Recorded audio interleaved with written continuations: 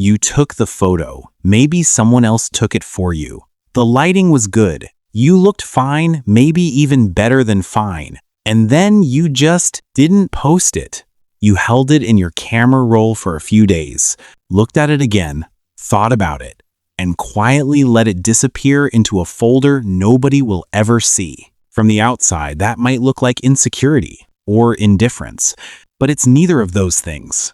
So what is it, really? First, before anything else, hear this. There is nothing wrong with you. The fact that you don't put your face on the internet doesn't make you broken, avoidant, or damaged. It makes you human in a way that most people are too afraid to admit. Your brain isn't malfunctioning, it's protecting you, and it's been doing that for a very long time.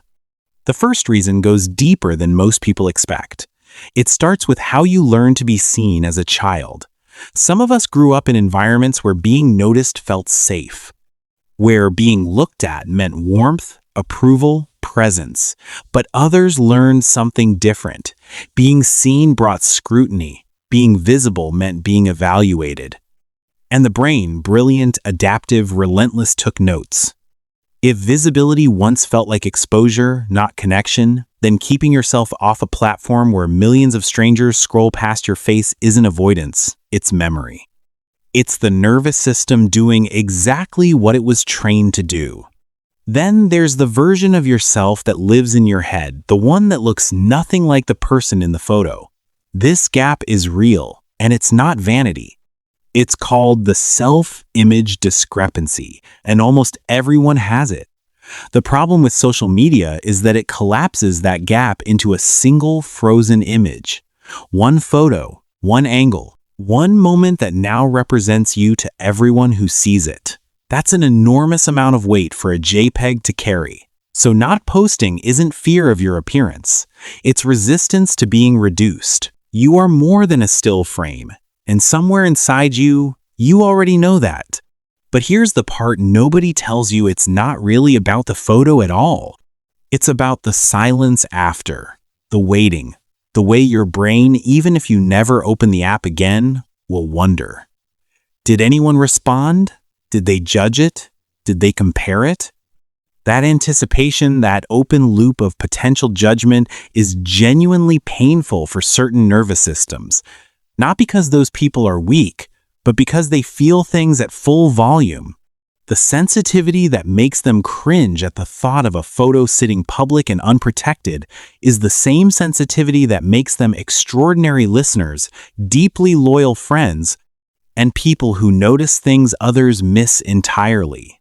Here's what changes as you get older. In your 20s, not posting can feel like a flaw, something to fix, a sign that you haven't figured yourself out yet. But something shifts with time. The same behavior starts to feel less like absence and more like preference, less like fear and more like boundary. The action doesn't change. The interpretation does. What once felt like hiding slowly begins to feel like choosing. And that shift, quiet as it is one of the most meaningful things the brain can do. There is also this. In a world that is loud, performative, and relentlessly curated, not posting is a form of emotional regulation. It keeps a part of your life yours, unfiltered, unoptimized, safe from the metrics of likes and reach, and the invisible question of whether you are enough. That private camera roll is less like a vault and more like a room in your house where no one else is allowed. Not because you're ashamed of it, but because some things are just for you. And the brain that craves that sanctuary isn't retreating from life. It's preserving something real inside it. A blanket doesn't make the world less cold, but it makes you warm enough to stay in it.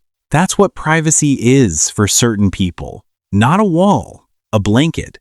So if you've never posted a photo, or you rarely do, or you've deleted more than you've shared, this is not a diagnosis.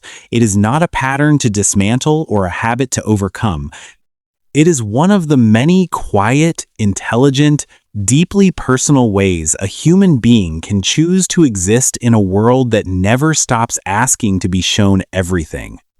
You don't owe anyone your face. You don't owe anyone your image. And the part of you that already knew that It has always been right.